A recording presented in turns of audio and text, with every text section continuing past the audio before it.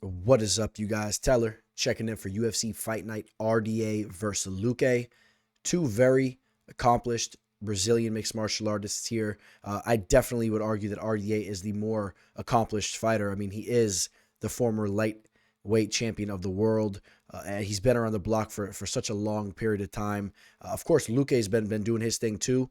But I mean, if you look at the amount of fights that RDA has had, I mean, it's ridiculous.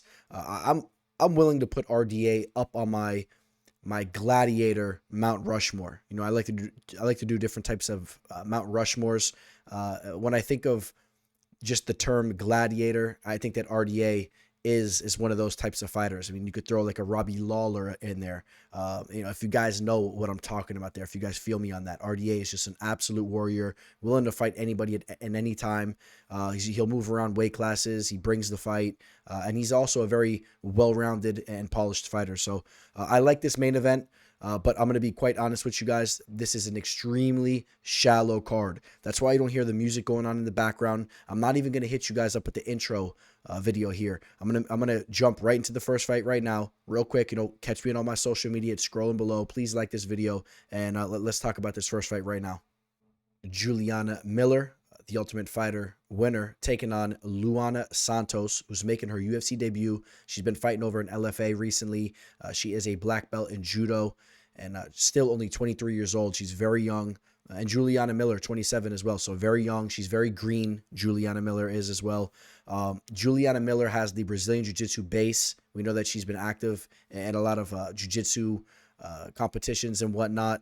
As far as her overall MMA skills go, I mean, only 5 pro fights. She is just so green right now.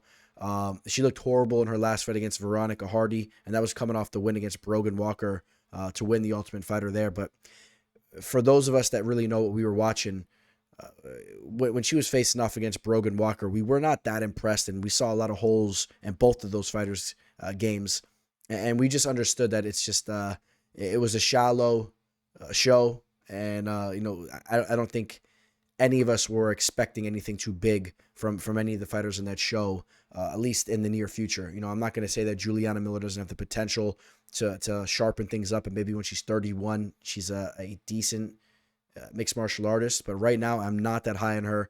The way that Veronica Hardy made her return back to the fight game, she had a different last name and all, obviously marrying Dan Hardy. The way that she came back and just looked phenomenal in that fight, I think that it does say something about her, but at the same time, it also says something about Juliana Miller. So let me cut to the chase here.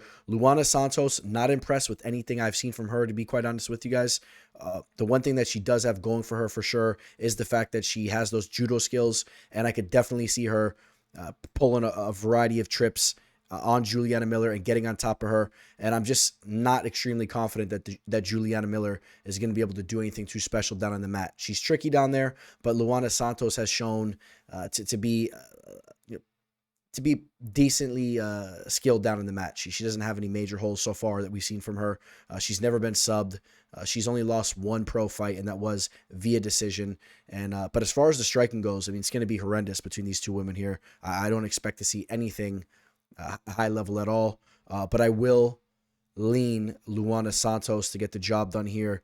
Just based on the fact that I'm really not impressed with Juliana Miller, and I just see Luana being the fighter that gets on top of Miller in a sloppy fight, using those judo skills once again. So we'll go take a look at the betting line. We'll check out Jazz Sports here. Luana Santos opened up as a -132. She's now a -152 over there.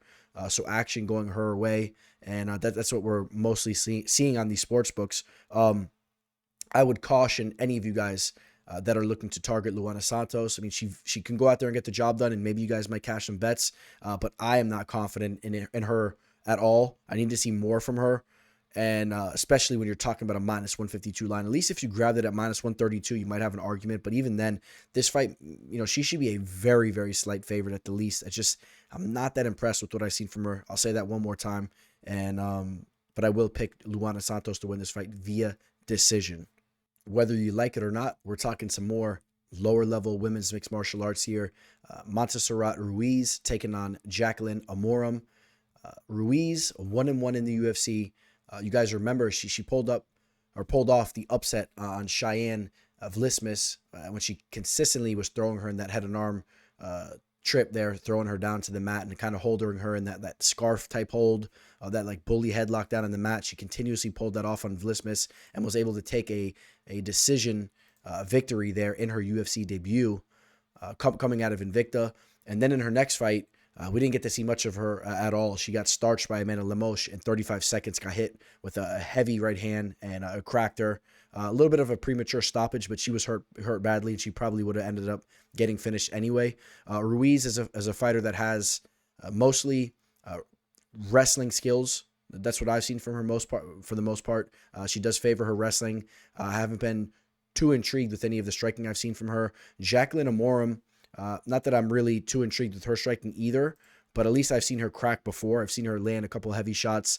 She does have one knockout under her belt there. That was a very quick knockout that she had over an LFA, a 10-second knockout. But just understand that her bread and butter is her grappling. It's her jiu-jitsu specifically. She's pulling off a variety of subs out of her, let's see here, out of her 6 victories, 5 of them coming by way of submission. And then her one loss in her last fight in her UFC debut, where she took on Sam Hughes. She had Sam Hughes' back, almost had that choke locked in.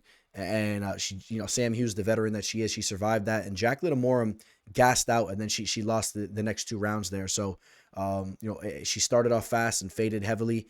I do question her cardio. I don't know what was going on with her in that fight, but she really fell off a cliff, and that's a little bit alarming, because if she doesn't have success early in this fight, if she doesn't get to finish early, I could definitely see Ruiz using her wrestling skills and just making this a gritty fight and taking the latter 2 rounds just like Sam Hughes did. I think that's a very realistic possibility, but I'll tell you what, there's more question marks in Ruiz's case, in my opinion. But the way that she got cracked on the feet, she looked pretty bad there. I think that Amorim will have the striking advantage, and if Montserrat tries to use those wrestling skills that she has, especially early on, I could see Amorim, possibly taking her back or using her jiu-jitsu skills to prevail, or at the very least be a major threat to Ruiz down there on the mat. And again, if she tries to pull off that head and arm throw on Amorim like she was doing to Vlismas, that could be a problem too, because Amorim could easily snatch up that back there and look to sink in some type of choke, a rear naked choke most likely. So I am going to take Jacqueline Amorim, but let's talk about this betting line. Jacqueline Amorim opened up on my bookie as a minus 312 favorite. She dipped down to a minus 333, and then we see the line going back the opposite way. She's now a minus 285. It's really correcting itself, because that line is ridiculous. I'm warning you guys right now. Do not take Amorim at this extremely high line. It's dangerous. I'm telling you guys, there's no way that you guys should be trusting her at a line like this. It's not a mature decision here. So yeah, the value is definitely on Ruiz with the way that this betting line is right now. She is currently a plus 213. You could have caught her at her peak at a 247. There was some value there, if you wanted to roll with her. I think the value's on Ruiz. She might be able to use those wrestling skills to take this fight over late. And again, we're talking about lower level fighters, more green fighters that have to prove more. And there's just so many variables, so many moving parts. I like the reach advantage for Amorim as well in the feet. I will say that 6.5 inch reach advantage. But just understand that she needs to prove more. She needs to show more. Jacqueline Amorim also training at American Top Team. She's getting in some good work. She's still young. She does have a higher ceiling than Ruiz, in my opinion. But again, I'm not touching her at that line right now. I need to see more from her, and I need to see that cardio sharpen up. Now, I mentioned that this card was one of the most shallow cards of the year. I mean, Josh Parisian taking on Martin Buday, 2 of the most low caliber heavyweight fighters on the roster, if you ask me. Martin Buday, 12-1, still hasn't tasted defeat under the UFC banner, but the performance that he just went out there and put on against Jake Collier was not impressive, to say the least. Okay, I had action on him, and that bet cashed. We hit the unanimous decision. I do believe it was a unanimous decision, but that fight actually played out pretty damn close. The one thing I did like from Buday is that he did show that he's active. Once again, I mean, he is a fighter that is active. He'll put a good pace out there on his opponents, but the technique and the skill level is just horrendous. It really is. His hands were low. He ate some shots from Collier there. He was just sloppy. And I don't know, just not impressed. I can go on and on about that. I don't think you guys want to hear me go on too much more about that. You guys know where I stand. Josh Parisian, another low level fighter. He actually might be a little bit more, I don't know if I would say technical, but just a little bit more athletic and diverse with his striking. We've seen him throw a nice spinning back fist back in the day, but he's a little bit more in the back foot. And I think that this stylistic matchup actually plays out better for Buday than his last fight did. Because in this spot here, I could see Buday being the fighter that's pressuring for the majority of this fight, which will lead him to get that nod when it goes to the judges' scorecards. Um, and I'm not really favoring seeing a finish in this spot here because both fighters, I mean, look at Parisian here, just went to decision against Pogies. He finished Budat. I mean, you take a look at his losses, right? Decision loss. So if I'm thinking he's going to lose this fight, I mean, he hasn't been finished all the way back since 2019, 4 years ago. And I could see him surviving here. Or not that that's saying much against a guy like Buday. But I could see him hanging around, surviving, and I could see Buday getting the decision. Also, you see that Buday has those 7 knockouts and those 6 subs. A lot of those, obviously, early on in his career against lower level fighters. And he's not a heavyweight that just goes out there and starches these guys, right? He has almost like a pitter patter type volume style, and I just don't know if he breaks Parisian with that type of style. So, I will take Martin Buday to get the job done. Let's see what kind of line we're talking about here. Maybe we see another ridiculous line. It's kind of looking like it a little bit. Let's take a look at Jazz Sports once again. Buday opens up as a minus 202, dips to a minus 221 line, and then all of a sudden it starts to correct itself, but then dips back again, then corrects itself. I mean, I think that Martin Buday should be more like a minus 185. So, I mean, it's not that the line is way off, but I would say, it depends, man. I would say potentially there's more value on Parisian, but I'm not a fan of Parisians either. And I do kind of favor that decision victory for Buday. Maybe you want to target a Buday decision bet here. You go for a specific method of victory, maybe get a better line there.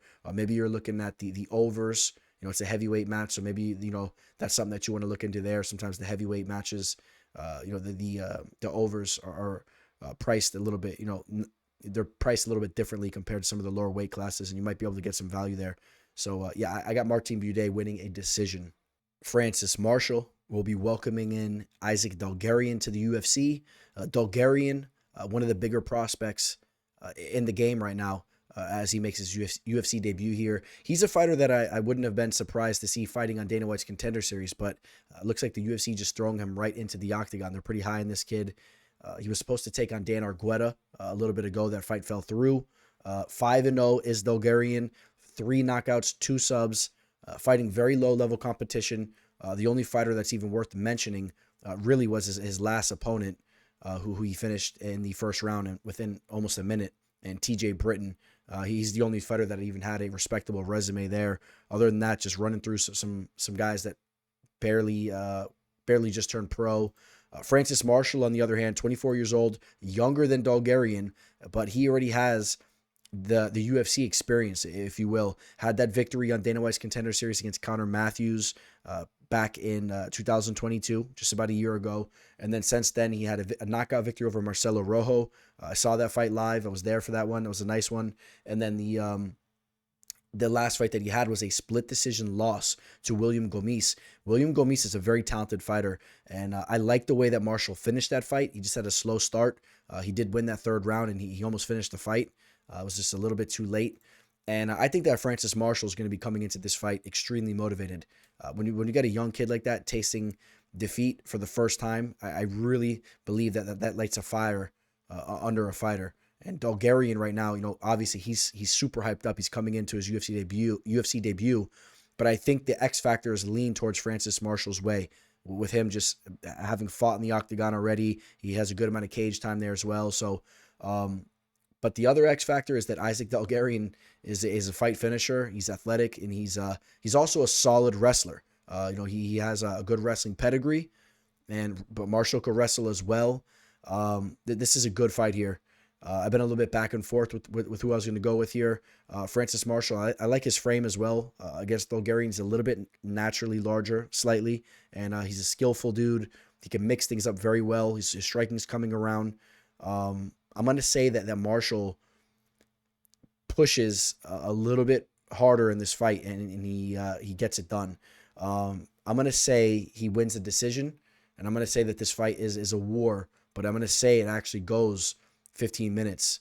Maybe we see somebody get dropped here and there or whatever. I think they really go to war, but I have a feeling that Marshall will be the fighter that's getting his hand raised. I do not say that with a lot of confidence because I really like what I've seen from Isaac Dalgarian. So let me be clear there. I am high on Dalgarian, and he could easily step into the octagon and snatch up a victory in his debut here against Marshall. So, all right, so we take a look at the betting line. You guys know I'm not digging this minus 204 line.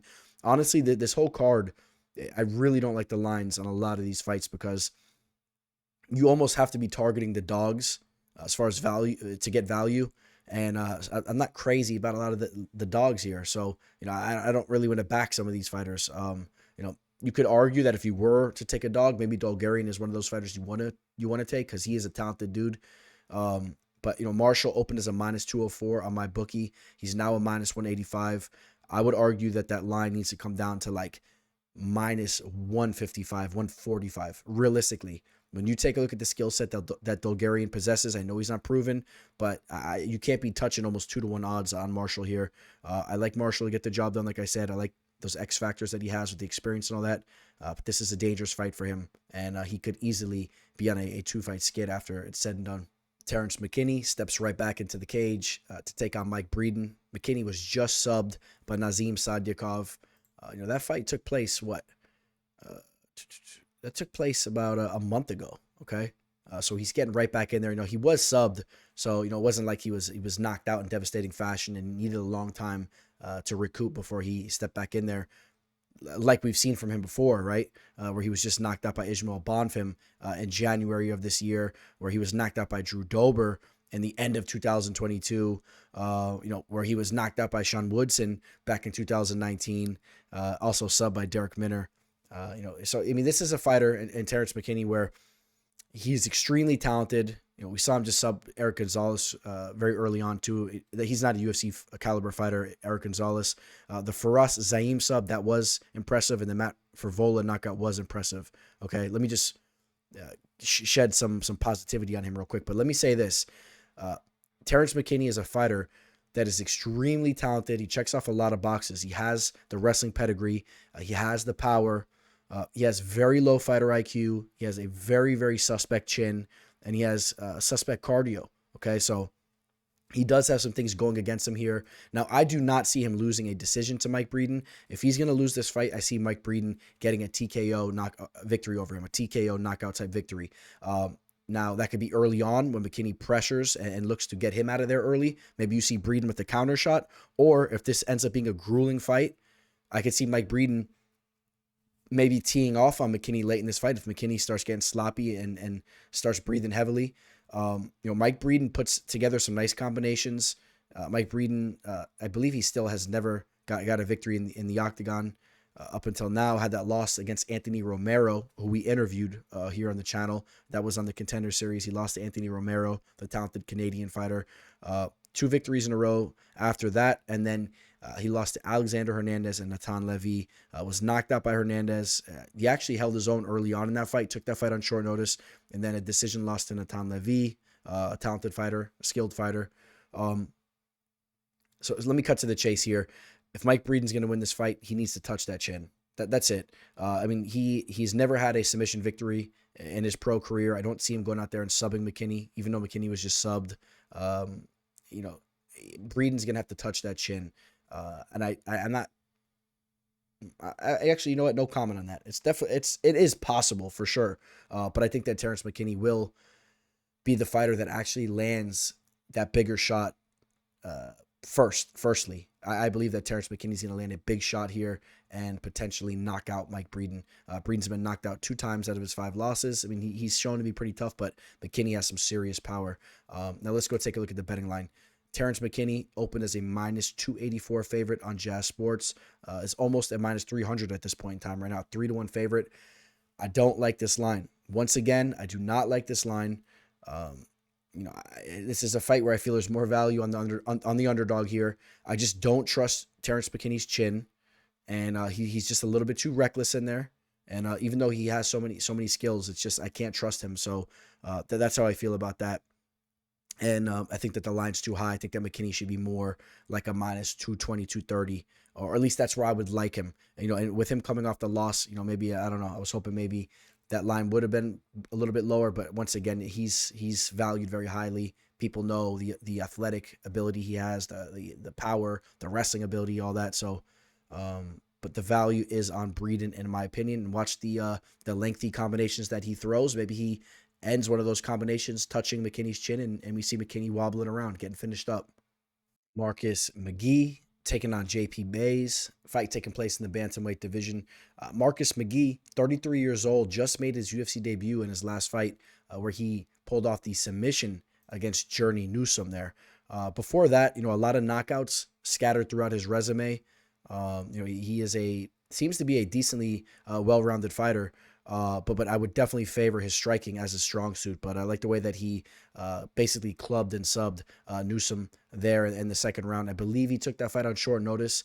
He's 7-1, and he is a fighter that is definitely coming in with a lot more momentum and confidence than a JP Buys. JP Buys still only 27 years old. He's so young. He's 9-5 though. He's coming off 3 losses in a row. Take a look at the level of competition, though. Bruno Silva, Montel Jackson, and Cody Durden. Those are all high-caliber fighters, okay? Those are high-caliber fighters. And the Montel Jackson fight, they did him dirty there, too. I think they used him as a short-notice replacement and bumped him up a weight class, too. So that was just a really tough situation, right? He had his back up against the wall there. He had the victory on Dana White's Contender Series where he submitted Jacob Silva.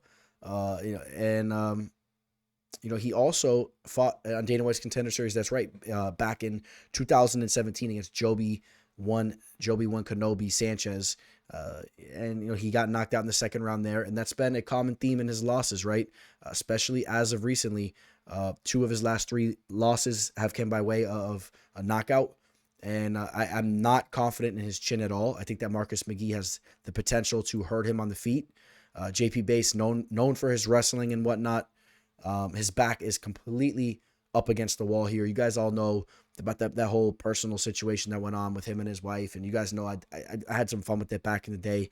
Obviously, I'm not looking to throw any jokes out there at the dude, man. JP Buys is good. He's looking to get his life on track right now. Not that he hasn't had it on track, but obviously fighting is a big part of his life and something that he really wants to do with himself. Professionally, and of course he wants to fight in the UFC. If he loses this fight, I don't believe we see him fighting in the octagon again. I mean, he would really have to go out on the regional scene and go on a tear. Maybe they give him another shot, but 4 losses in a row, and just I don't know. I could see him going on to the regional scene and getting knocked out here or there. Anyway, he might get some victories, but his defense is flawed. His striking defense is flawed, and I think that Marcus McGee, he can land on him, and I just can't trust JP here. It's kind of bad timing for him too, because I think that Cheyenne just had a baby with, I don't know who the baby daddy is, right? I don't know if it's Roman Delize, whoever, but she's been posting with her baby. And JP Buys, obviously, you guys know, he was done dirty by her. And you guys know the story. You guys know I had kind of the inside scoop, but I don't want to do all that right now. So, but that was tough, right? Tough for the dude. And I would like to see him maybe get that victory. But I just don't see it happening. I think that Marcus McGee is going to get a finish in this fight. Marcus McGee opened as a minus 403. Action going the other way on JP Buys. Dipped back a little bit, but he's still a massive favorite. There's a reason why he's a massive favorite. People are just not confident that JP can battle in there for 15 minutes and not get clipped and hurt. I know he did survive against Montel Jackson, but still, this fight has some bad writings on the wall for him, if you ask me. I think he gets knocked out in the first round. Knocked out, maybe dropped, clubbed, and subbed. Maybe just flat out knocked out. I think he gets finished by McGee in the first round. Josh Fremd taking on Jamie Pickett. Josh Fremd, 29 years old. You take a look at that victory that he just had against Cedriques Dumas. Looks a lot better right now because Dumas went out in his last fight and looked pretty good out there. The way he was able to go out and sub him in the second round, I think that fight looks a little bit better for him. He was submitted by Tresean Gore, lost the decision to Anthony Hernandez, and the two fights before that, two respectable names. And then you're talking about some regional scene type of fights here. Had a victory over Bruno Oliveira. We saw Bruno on Dana White's Contender Series. He was also knocked out by Gregory Rodriguez. It's a familiar name for us. You guys know him. Knocked out in the first round. And listen, Josh Fremd is a wiry, well-rounded fighter. And at 29 years old, I think that he's definitely cruising more into the prime of his career. While on the other hand, Jamie Pickett, 34 years old, I like the toughness that he showed against Bo Nickel. Not tapping out right away, but still he was subbed within 2 minutes and 50 seconds. Before that he was knocked out by Dennis Teolinen, was submitted by Carl Dawkins, who's looked really bad as of recently, and then he had that one victory over Joseph Holmes. And Lorano Staropoli, you could talk about that too. But the Joseph Holmes fight, Joseph Holmes is a very low-level fighter, and he was able to kind of jab him and whatnot. And that I would say that's one thing that you can hope to see from Jamie Pickett if you're backing him. He has an 82-inch wingspan, and his boxing is slow, but it's decently technical, and he can go out there and kind of outpoint certain fighters. Not many in the UFC, though. All right, and I don't see him going out here and outpointing Josh Fremd. I think that Fremd will make this fight ugly, and I think that he'll just be a little bit more well-rounded. He could even maybe clip Jamie Pickett, wobble him.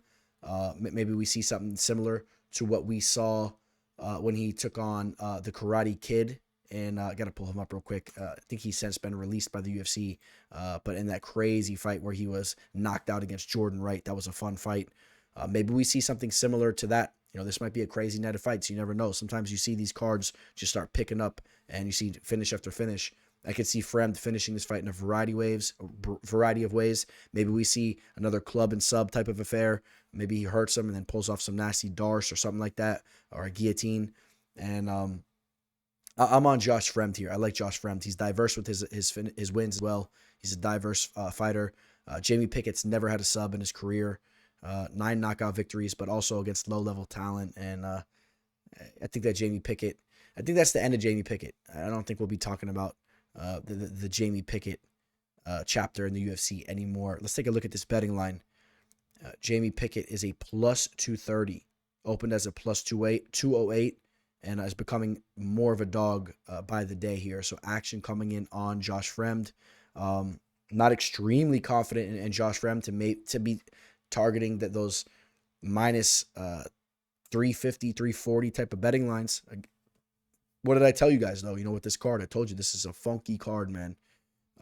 Really not feeling it. But I still think that Josh Fremd gets the job done here. And keep an eye out for that finish, possibly. Maybe, like I said, it can go a couple different ways there. So is there more value on the Fremd line? I don't know, man. This card's whack.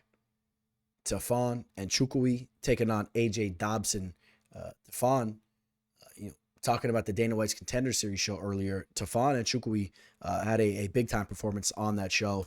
When I saw the performance that he put on in that fight against, here, I'll pull it up real quick, against Al Montavo, I was like, damn, dude, this guy is going to be a serious threat in the octagon. The way he went out there and just showcased his kickboxing abilities and the power that he possessed and just the technique and all that. He was very polished up there.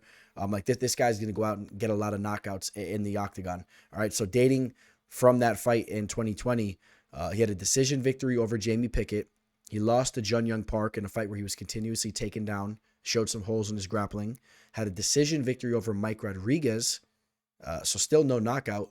And then he was knocked out 2 times in a row against Azamat Murzakanov and Carlos Ulberg, 2 high-level fighters. So we won't be too harsh on him there. And we also need to note in the Azamat fight, first off, Azamat Murzakanov has been on an absolute tear in the octagon. He's still undefeated.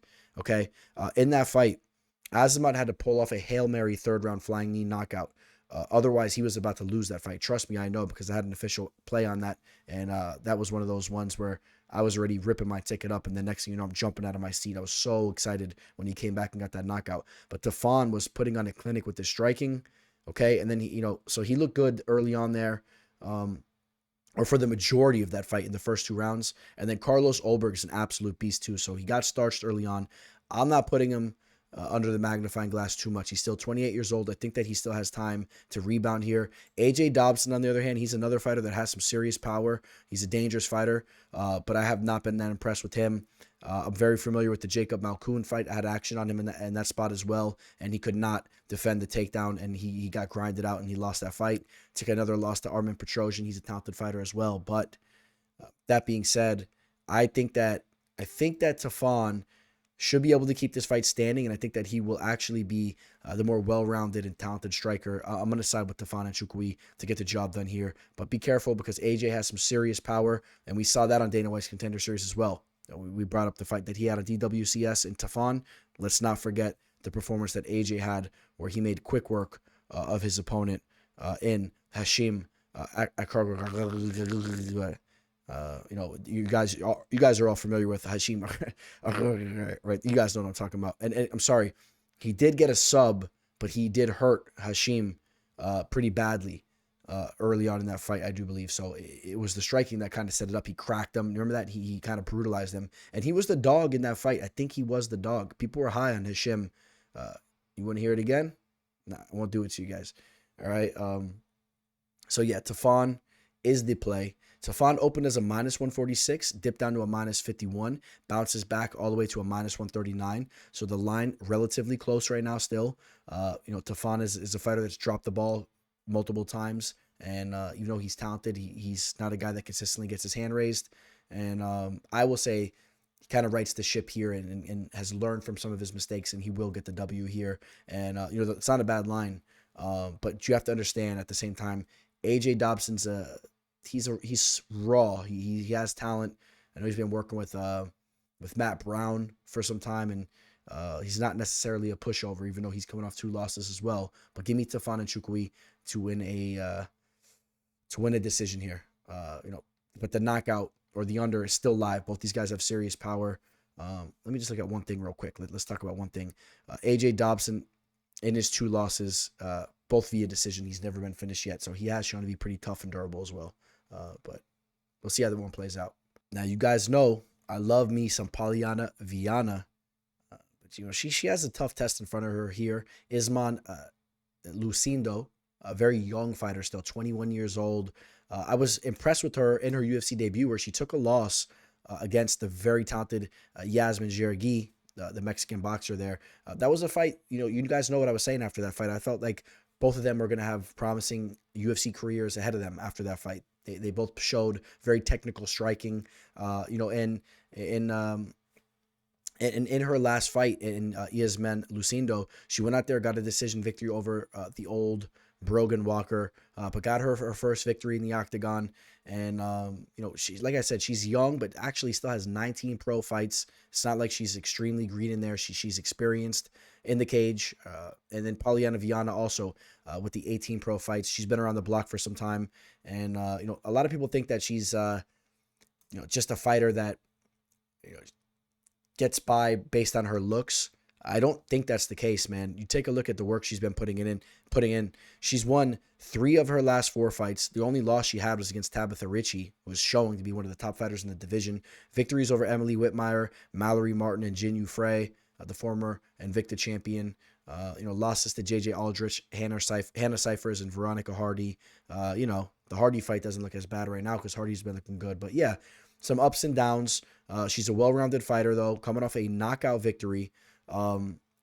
Listen, let me cut to the chase here. I like Yasmin Lucindo to get the job done here. I think that she's just a little bit more fluid and just a little bit of the more promising fighter coming into this spot here. I think that she probably gets the decision victory. I think that she'll be a little bit of a step above, but Polyana Viana has some power and she'll look to crack back.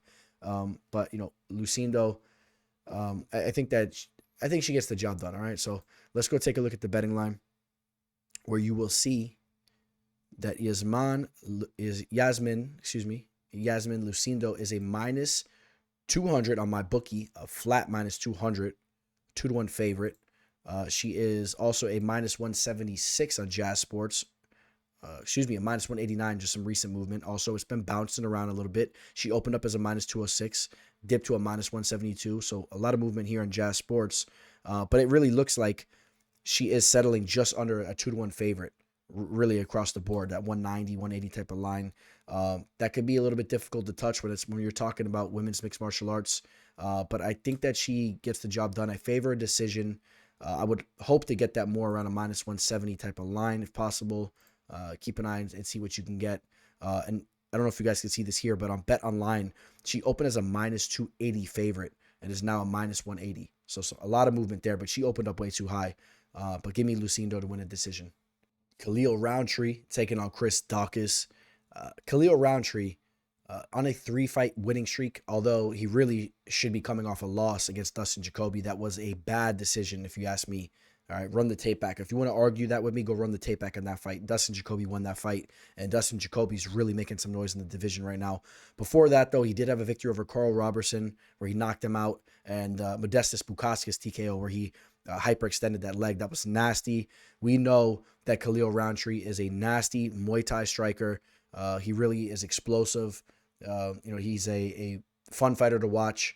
I don't know if he's a fun guy to be around. I mean, you guys can tell me what you think. I mean, the stories I was hearing from Sean Strickland about him, and it wasn't like there's any debate about what happened, but, Khalil Roundtree essentially ran to the UFC brass and was tattletaling about Sean Strickland bullying him and kind of bothering him and telling the UFC brass to keep Sean Strickland away from him. If you guys haven't heard the story, that's pretty cringeworthy. Another thing that was very cringy, Khalil Roundtree was around with Sean Strickland, and they were in the gym.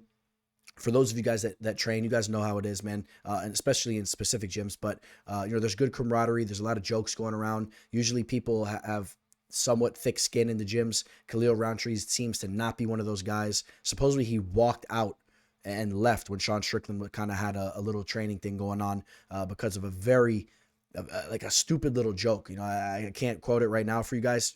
I'm sure a lot of you guys know what I'm talking about if you heard the Joe Rogan episode with Sean Strickland. It was ridiculous, though. It was absolutely ridiculous. It reminded me of like one of those kids on the baseball team when you were a kid that just was running and telling the coach, or everyone's joking around having fun in the dugout, and he's the one kid that's like, no, you can't say that. Leave me alone. Like one of those types of dudes. And I'm sorry I don't have exactly what went down. Maybe I'll hit it up in the comment section, but you guys know what I'm talking about. And for those of you guys that don't know, I promise you I'm not exaggerating. It was whack. It was whack. So Khalil Roundtree, not really a fan of what he's about, to be quite honest with you guys. But I'll tell you what, I do like watching him fight. And Chris Daukaus, I like everything that he stands for. I've had plenty of conversations with him.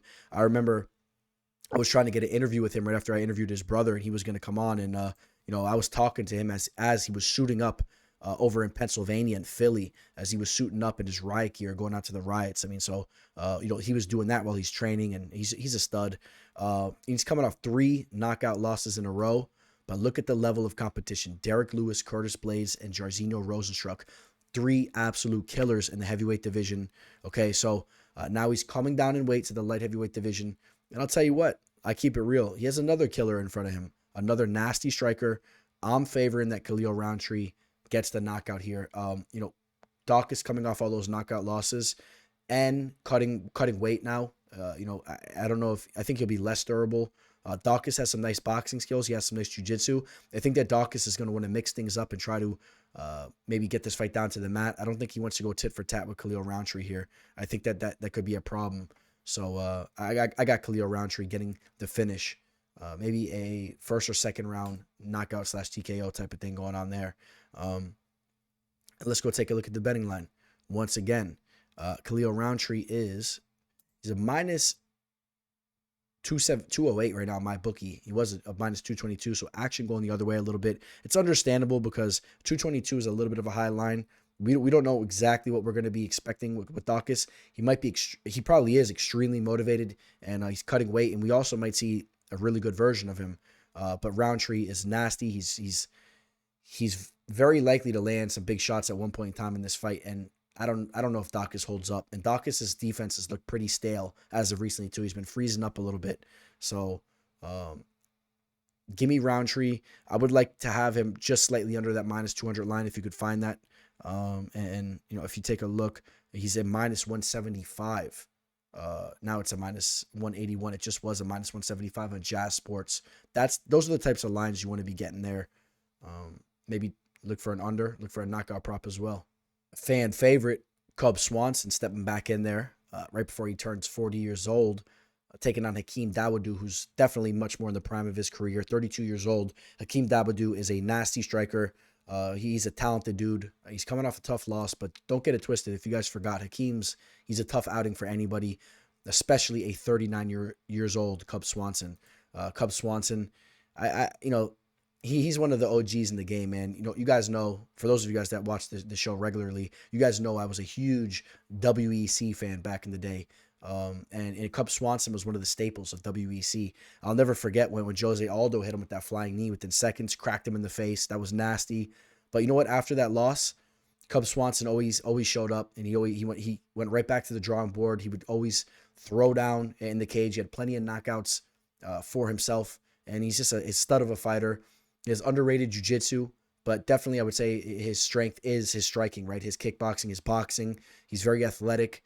And he moves well, and he lands. And you take a look at some of his recent work. He was knocked out by Jonathan Martinez, but JM is a stud. He knocked out Darren Elkins. He was knocked out by Giga Chikaze, who we haven't seen in a while, right? Giga, but Giga is a very talented striker. He knocked out Daniel Pineda, who's had his ups and downs and whatnot. The Kron Gracie fight, I mean, that victory doesn't look as good nowadays. Kron Gracie, an absolute flake of an MMA fighter. And then before that, a lot of losses, but a lot of big names: Ortega, Edgar, Moicano, Burgos. Victories over Artem Lobov, the GOAT, the Korean Superboy. That was a big victory for him, the Korean Superboy victory. You take a look at his losses. A lot of them are against very, very respectable names in the game. And then look at the work he was doing back in the day. A decision victory over Dustin Poirier, Jeremy Stevens, knocked out Charles Oliveira. How about that George Roop knockout? I remember that one way back in the day. George Roop. You talk about giraffe syndrome. I mean, he had full-blown giraffe syndrome. So, you know what I'm saying? If you guys remember George Roop. And George Roop, actually, shout out to George Roop. He had one of the nastiest knockouts I've ever seen. If you want to check that one out too, when he knocked out the Korean Zombie, I believe that was in the WEC, hit him with the head kick. It might have been when the UFC just signed the WEC fighters, was right around that time. But, all right, listen, I can go on and on. I'm going to cut to the chase here, man. I can't back a 39-year-old Cub Swanson against Hakeem Dawodu, who's coming off a tough loss, and he's going to be extremely motivated right now, coming off that loss against Julian Erosa. Before that, the victory over Michael Trezano, lost to Movsar Evlovoyov, who's very, very good. But look at this, victories over Zabara Tukigov, Julio Arce, Austin Arnett, talk about crazy finishes. How about the Danny Henry loss? That was a nasty one. He had his neck snatched up, got cracked, and then subbed. Really not a lot of big victories under Hakeem Dawodu's name, if you want to be quite honest. But I'll tell you what, when you watch him in the cage and you see what kind of skills he possesses, he has nasty Muay Thai. I just think that he's going to be just, again, more in the prime of his career, and I see him edging out Cub Swanson here. He has a 3.5-inch reach advantage as well. I think that he gets the job done.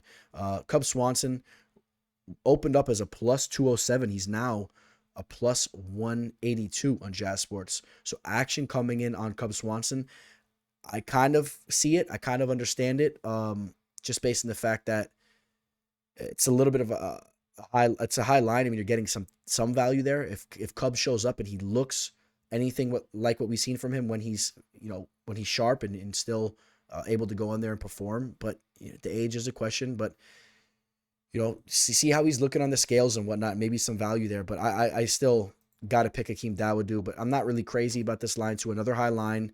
He opened as a minus 259, now 226. If that line continuously dips and he's in the minus 100 range, then I do feel that there's potentially some value on Hakeem. So that's something that maybe you're monitoring.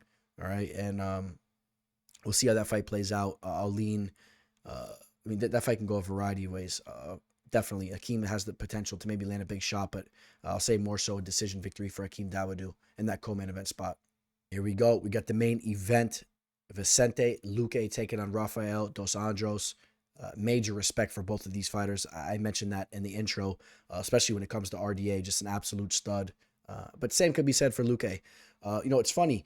RDA is 38 years old and Luque is 31 years old. But I feel like Luque is the fighter that's 38 and RDA is 31. And I'll explain to you why. First off, Luque hasn't looked that good as of recently, where RDA has still put out some dominant performances. Luque just got knocked out by Jeff Neal, and then he was absolutely grinded down by Bilal Muhammad before that. And the thing is, if you understand who Vicente Luque is, he is a fighter that's been involved in some crazy wars.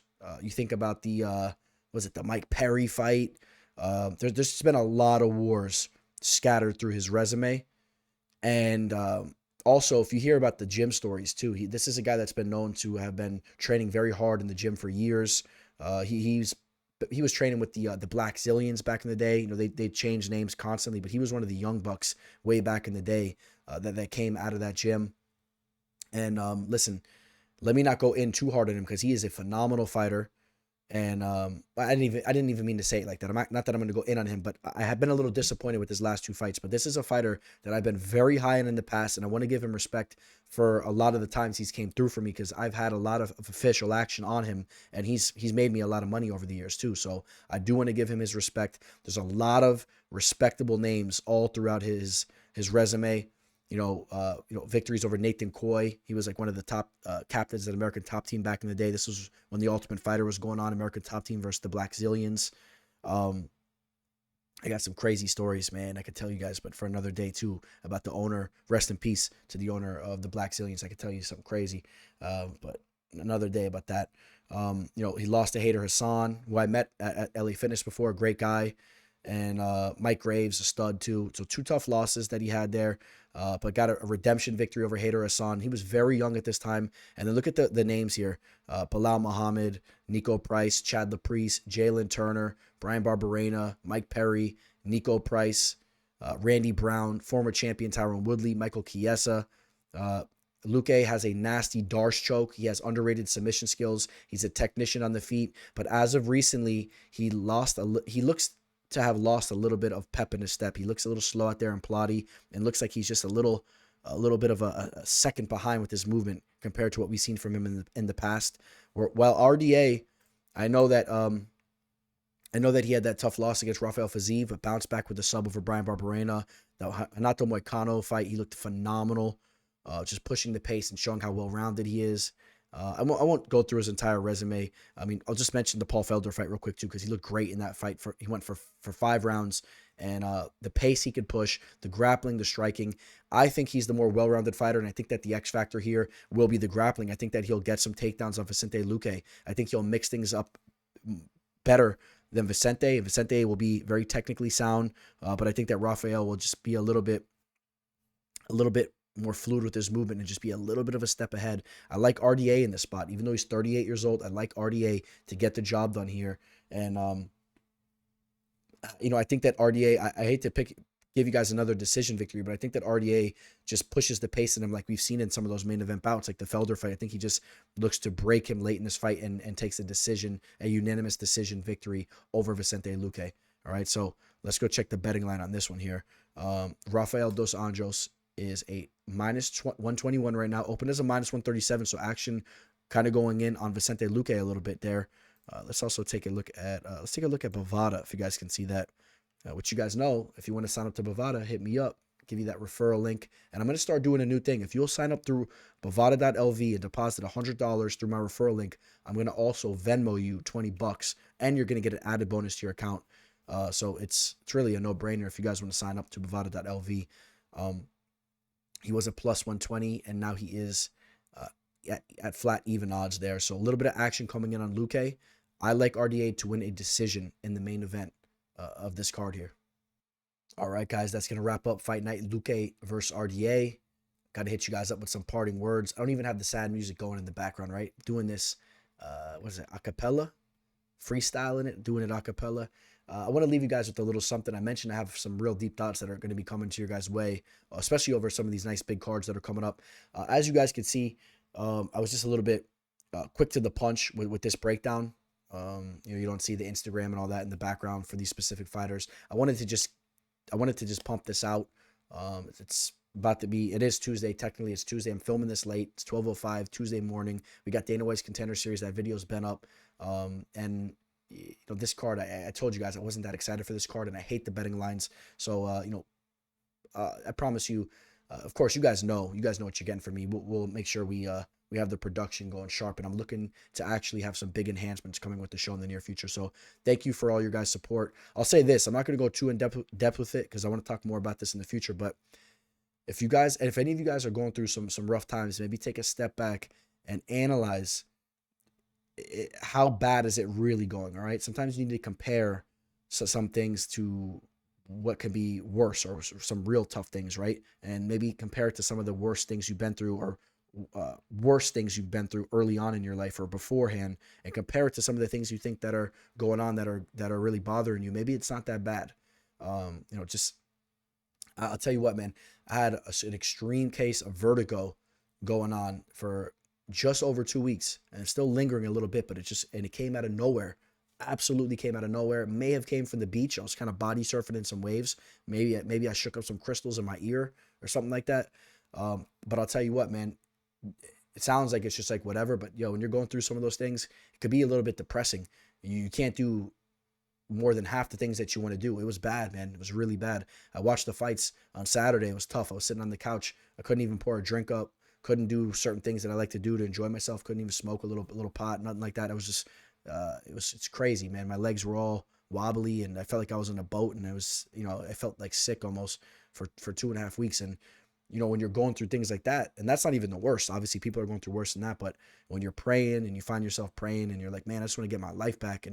And you understand how much you appreciate just having your health and being able to go out, watch the fights, and be healthy. So a lot of you guys don't realize that. So this upcoming weekend, take your health into consideration. Be happy about it. Don't take it for granted. Get out the house, go grab a beer or whatever. Go grab a soda, go grab a sandwich, go watch the fights, get out, look at the beautiful sky, look at the clouds, and just enjoy your life. I'm telling you guys, maybe for some of you guys have been fortunate and things are always going good. Before you know it, man, there's little hiccups, especially as you get older. There's these little hiccups that come, and then you really appreciate it. Think about like when you have like a cold, right? It's a minor example, but if you have like a cold or a flu and you can't get out for that weekend or that week or whatever, and you're like, oh, when I feel better, I'm gonna really enjoy things. But think about it. There's worse things than a flu or a cold. There's all types of stuff going on with people. So just think about that. And much love to all you guys. Thank you guys so much for the support. Hit that like button if you guys can for me. Please subscribe if you haven't already. Catch me on all my social media. And you guys all have a great week. Enjoy the Dana White's Contender Series fights tonight. And for those of you guys that are watching this after the fact, hopefully you did good on that card. And hopefully you guys are going to smash this card. And you guys know if you want to work with me for my official plays, you guys can always reach out to me. I'm always here through email, IG, and Twitter. Thank you guys so much. Signing out. Teller. Welcome to the show, this the MMA fortune teller. Yeah.